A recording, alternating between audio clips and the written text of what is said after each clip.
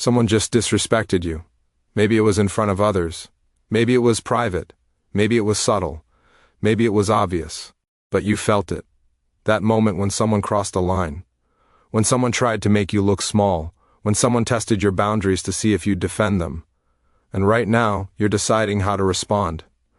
Your instinct is probably screaming at you, get angry, defend yourself. Put them in their place immediately. Show them they can't talk to you like that. React, respond, fight back, right now.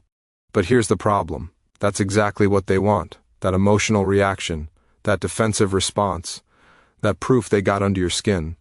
The moment you react emotionally, you've already lost. You look weak, you look bothered, you look like someone who can be controlled by words. Machiavelli would handle this completely differently.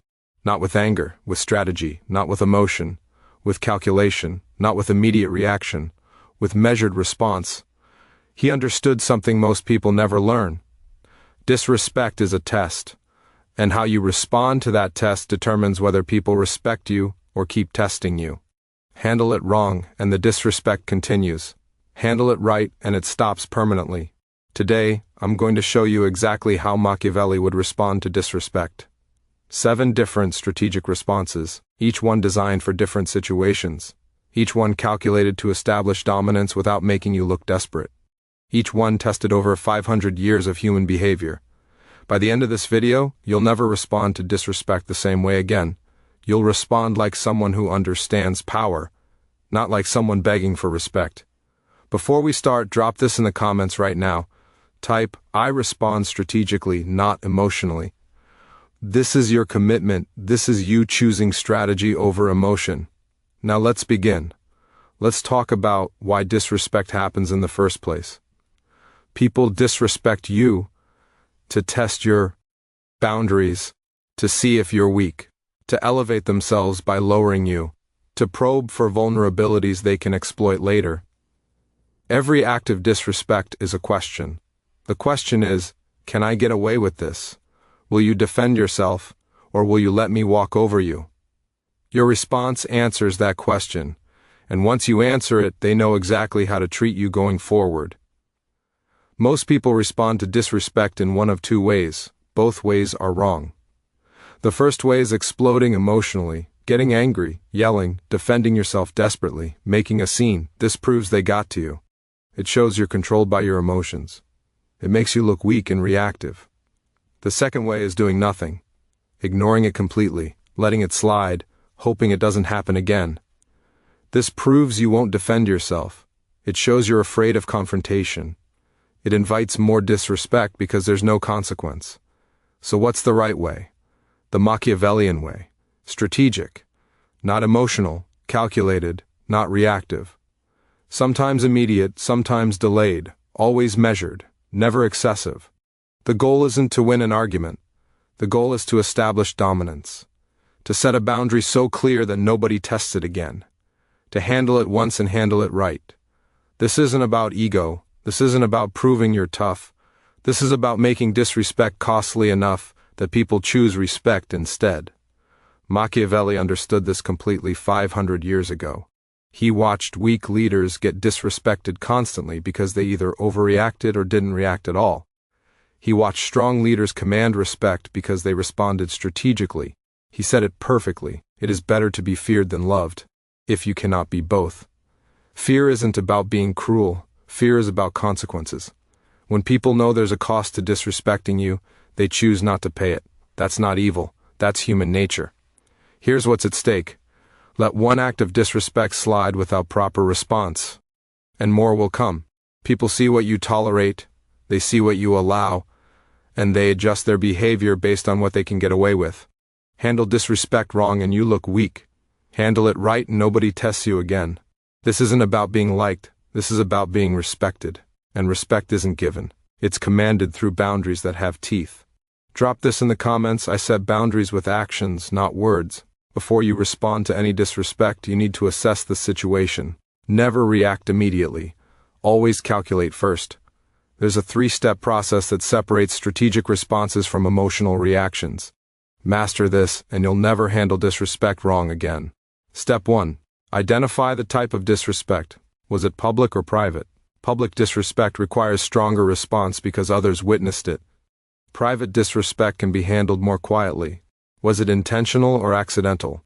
Some people are just socially awkward. Others are deliberately testing you. Know the difference. Who did it? A superior who has power over you? A peer on equal footing? A subordinate who reports to you? Each relationship type requires different handling. Is this the first time or a pattern? First-time offenses get warnings. Patterns get consequences. The type of disrespect determines the type of response. Step 2. Assess the person you're dealing with. Do they have power over you? A boss requires different strategy than a coworker. You can't use the same tactics on someone who controls your paycheck. Are they impulsive or calculating? Impulsive people react emotionally. Calculating people think strategically. Different personalities need different approaches. Do they have audience support? Someone surrounded by allies is harder to confront publicly. Isolate them first. What's their weakness? Everyone has vulnerabilities. Find theirs. Know your enemy before engaging. The more you know about them, the better you can choose your strategy. Step 3. Calculate the cost. What do you gain by responding? Will it improve your position or just satisfy your ego? What do you lose by responding? Could it damage important relationships or opportunities? Is this battle worth fighting? Not every disrespect deserves your energy. Some people aren't worth your time. Strategic silence can be more powerful than any response. Sometimes letting it go is the power move. Sometimes addressing it is necessary. The key is knowing which is which. Calculate before you act. Here's the Machiavellian principle that guides everything. Never react immediately. Immediate reactions are emotional reactions. And emotional reactions make you look weak. Always take time to calculate, even if it's just 5 seconds. Calculate the situation. Calculate the person. Calculate the cost. Then choose your response deliberately. This pause is power. It shows control. It shows you're not rattled. It gives you time to think while they're waiting for emotion. Machiavelli said it best. Never attempt to win by force what can be won by deception. Sometimes the most powerful response looks like no response at all. Sometimes you respond immediately. Sometimes you wait days. Sometimes you respond directly. Sometimes you respond indirectly. The situation determines the strategy, not your emotions. While you're silent and calculating, they think they won. But you're just choosing your weapon. There are 3 levels of response based on severity and pattern. Level 1. The warning. First time someone crosses the line. Subtle correction. Clear signal without escalation. This gives them a chance to correct course. Level 2. The demonstration. Second offense from the same person. Clear consequence. Obvious boundary enforcement. This shows you meant the warning. Level 3. The termination. Third strike. Complete severance. No more chances. Permanent consequence for permanent pattern. This is the final response. Most people never need level 3 because level 1 handled it. But you need all 3 levels ready. Drop this in the comments. I choose my battles strategically. Response 1. The strategic silence. Sometimes silence is the loudest response you can give, but this isn't passive silence. This isn't you being scared to respond. This is active silence.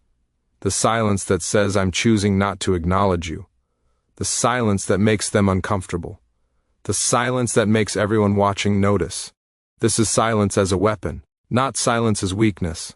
When do you use this? Use this for minor disrespect. When someone makes a small comment trying to get under your skin. Use this when the person is clearly seeking attention or a reaction. Don't give them what they want. Use this in public settings where responding would make you look defensive. Sometimes looking unbothered is more powerful than defending yourself. Use this when silence makes you look above the situation, like you're too important to even acknowledge the insult. Use this for first-time offenders who aren't worth your energy. Some people test once. Silence tells them the test failed. Here's how you execute strategic silence. Someone disrespects you. Look at them briefly, just long enough to show you heard them. Then give them a slight smile or no expression at all. Return to whatever you were doing. Continue your conversation, continue your work. Act as if they literally don't exist. Let the silence stretch. Don't fill it, don't explain, don't defend. Just continue. The awkwardness is theirs to carry, not yours. Why does this work? They wanted a reaction. They got nothing. That's their defeat. It makes them look foolish. Everyone saw them try to provoke you. Everyone saw you unbothered. You look strong. They look petty. Others see you as someone who can't be rattled. That's power. Next time they'll think twice before trying again, because getting no reaction is worse than getting a negative one. At least negative reactions prove they matter. Your silence proves they don't.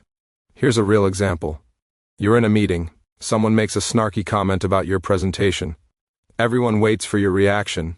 You pause, look at them calmly for 2 seconds, then turn back to your slides and continue presenting exactly where you left off.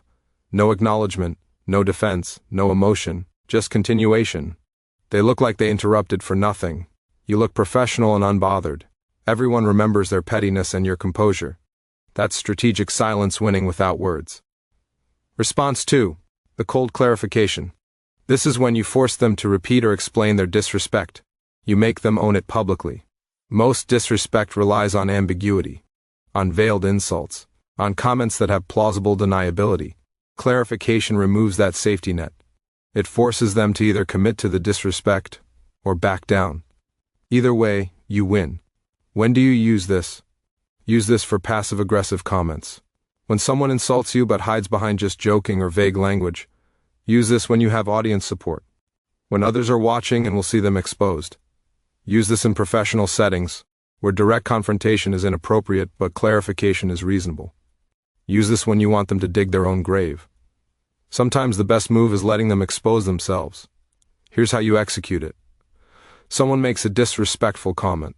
You stop. Look at them with genuine curiosity. Calm, neutral tone, no anger, no defensiveness, just curiosity. What do you mean by that? Or can you clarify what you're saying? Or I want to make sure I understand you correctly. Then wait. Don't fill the silence. Force them to explain. Make them repeat it. Make them own their words explicitly. Why does this work? Most people aren't brave enough to be directly disrespectful. They hide behind ambiguity. When forced to clarify, they have 2 choices: commit or retreat. If they commit, they expose themselves as the problem. Everyone sees their true character. If they retreat with, "I was just joking," or "never mind," they look weak. They back down publicly. Either outcome is your victory. You look reasonable, asking for clarification. They look either malicious or cowardly. Witnesses see exactly who they are. Here's a real example. Coworker says, "Must be nice to get the easy projects." That's passive-aggressive. That's veiled jealousy. Instead of getting defensive, you respond, "What do you mean by easy? Can you explain?" Now they're trapped. If they explain, they have to admit they're calling your work easy, which makes them look jealous and petty. If they backpedal with "oh nothing, just saying," they look like they can't stand behind their words. You didn't defend yourself. You didn't get emotional. You just asked them to clarify. And their clarification destroyed them. Response 3. The surgical strike. This is one precise response that ends the situation completely. Not emotional. Surgical. You address the disrespect directly. Then you never speak of it again. Quick, clean, effective. No drama, no back and forth. Just one clear boundary that cannot be misunderstood.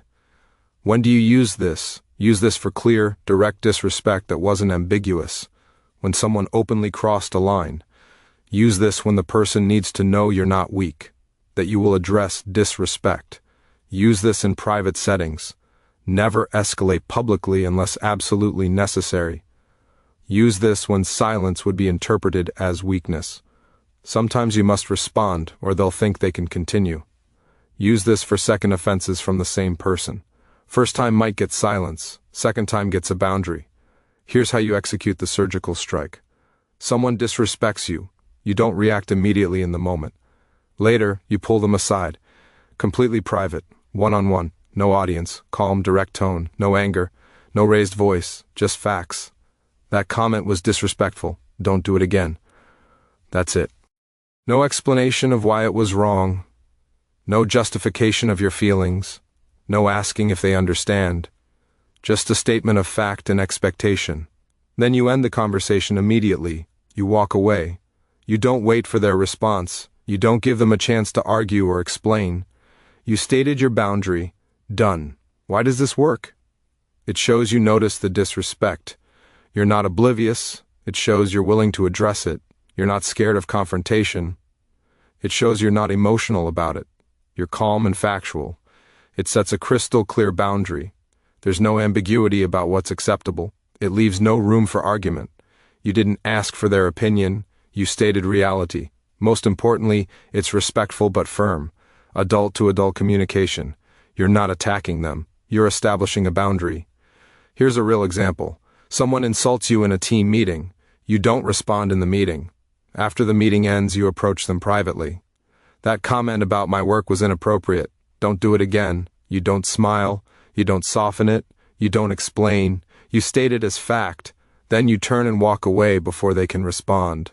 No lingering. No discussion. Just boundary stated, conversation ended. They're left knowing exactly where the line is, and knowing you'll enforce it. Response 4. The elevation. This is when you respond to disrespect by elevating yourself above it. You don't lower yourself to their level. You don't engage in their game. You rise so high that they become irrelevant. You let success be your response. You let achievement silence them. You make them look foolish not through words but through results. When do you use this? Use this for jealousy-based disrespect. When someone doubts you because they're envious. Use this in professional rivalry situations. When competing with someone who tries to tear you down. Use this as a long-term strategy. When immediate confrontation gives them too much attention. Use this when you're in position to outperform them. When your capabilities can speak louder than their insults. Use this when direct confrontation would benefit them more than you. Sometimes ignoring and winning is more powerful than fighting. Here's how you execute elevation. Someone disrespects you or doubts your abilities. You note it, you remember it, but you say absolutely nothing. Zero acknowledgement. Instead, you channel all that energy into crushing your goals. You work harder. You execute better. You achieve what they said you couldn't. Then when you succeed, when you deliver results, you stay humble. You don't mention their doubt. You don't reference their disrespect. You don't say I told you so. You just let your success speak. The contrast between their doubt and your achievement does all the talking. Why does this work so powerfully? Arguments about capability are temporary and meaningless. Demonstration of capability is permanent and undeniable. You didn't waste energy defending yourself with words. You proved yourself with actions. They look like haters. You look like a winner. Their disrespect becomes their embarrassment. Every time someone mentions your success, they remember their doubt. That's a loss they relive over and over. You never mentioned it, but everyone sees it. Victory without confrontation. Power without conflict. Here's a real example. Someone says you'll never succeed at a major project. They doubt your skills publicly. You don't argue. You don't defend your abilities. You don't explain why you can do it. You just go silent and execute brilliantly. Weeks later, you present the successful results. The project exceeded expectations. When people praise your work, you stay humble and gracious. You never reference the person who doubted you. But everyone remembers. They look foolish. You look capable. Their words age like milk. Your results age like wine. That's elevation. That's the long game Machiavelli understood. Response 5. The mirror. This is when you reflect their energy back to them. Not escalation. Reflection. They disrespect you, so you show them exactly how it feels. You do to them what they did to you. Same tone, same context, same energy. This is strategic mimicry. This is giving them a taste of their own medicine. And most people learn very quickly when they experience their own behavior. When do you use this? Use this for repeat offenders, people who didn't get the message from subtle responses. Use this when someone doesn't respond to warnings or boundaries. When they keep testing. Use this when you need to teach a lesson they'll actually remember. Sometimes people lack self-awareness. They don't realize how their behavior feels until they experience it. Use this with equals or subordinates. Never use this with people who have power over you. That's too risky. Use this when you can afford the confrontation, when the relationship can handle the friction, or doesn't matter enough to protect. Here's how you execute the mirror. Someone repeatedly disrespects you in a specific way. Maybe they interrupt you constantly. Maybe they dismiss your ideas. Maybe they make jokes at your expense. You've noted the pattern. Now you wait for your opportunity. When they're in a similar situation, you do exactly what they did to you. Same tone, same approach. One time, just once.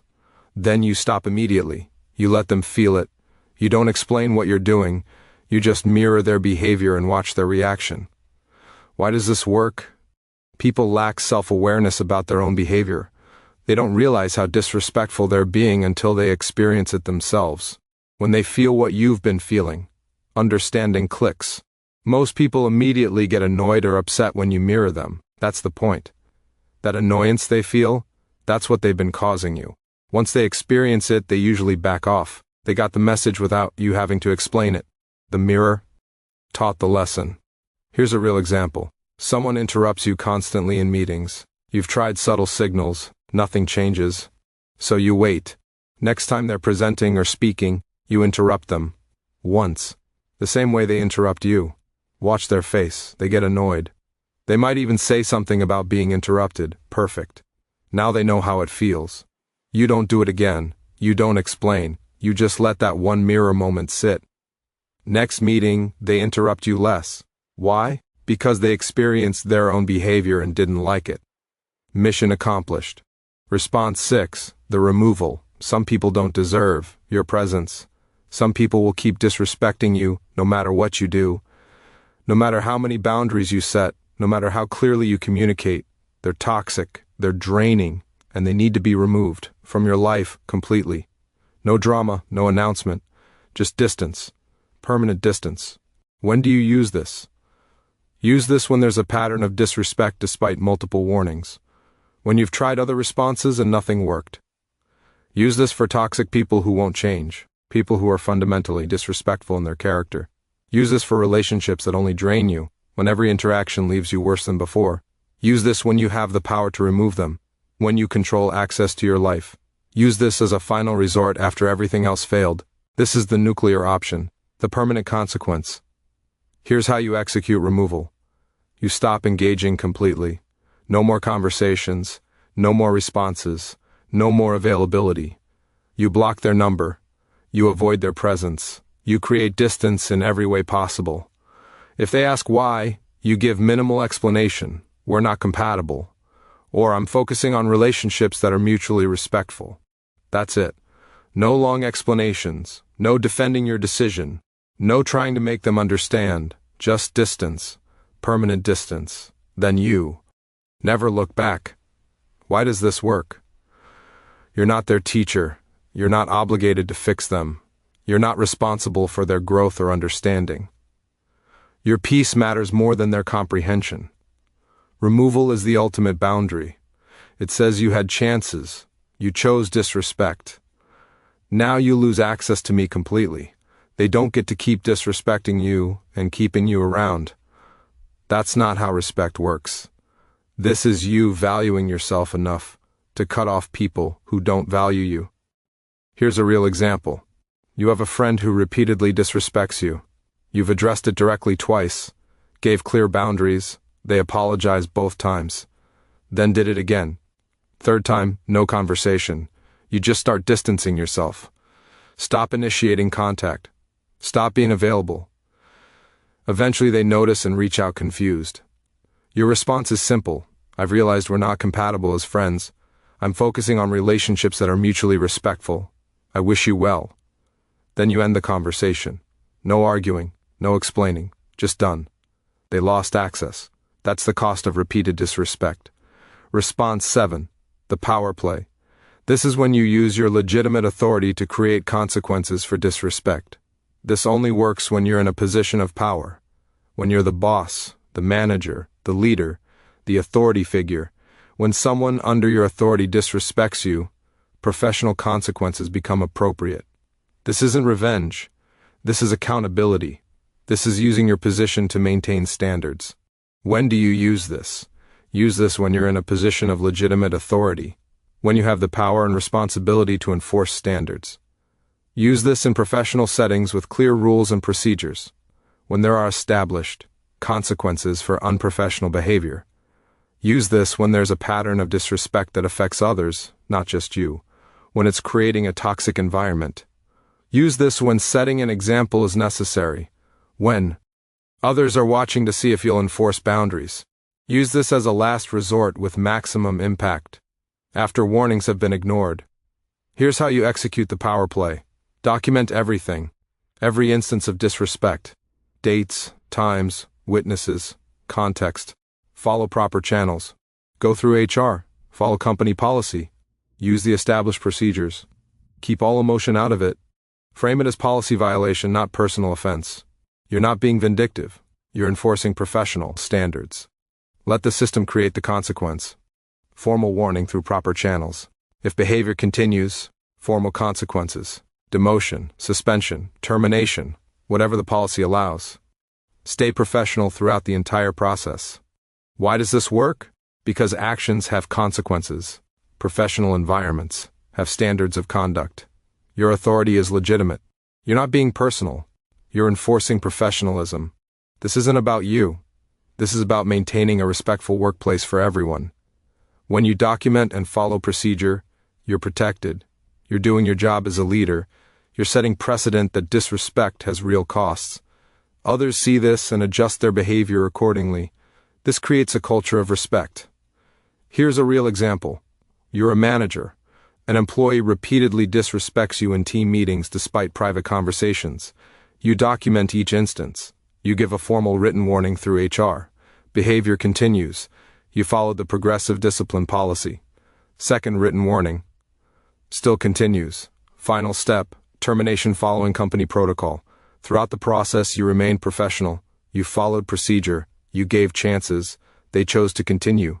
The consequence is theirs to own. This isn't personal. This is leadership maintaining standards. You now have 7 strategic responses to disrespect. Never react emotionally. Always respond strategically. Choose based on the situation. This is how you handle disrespect like someone who understands power.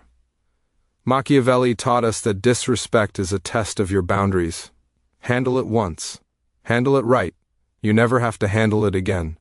Next time someone disrespects you, assess and choose the right response. Execute with precision. Drop these in the comments. I respond strategically, not emotionally. My respect is earned. My disrespect is costly. If this helped you, like and subscribe for more strategic wisdom. Disrespect is a test. Now you know how to pass it.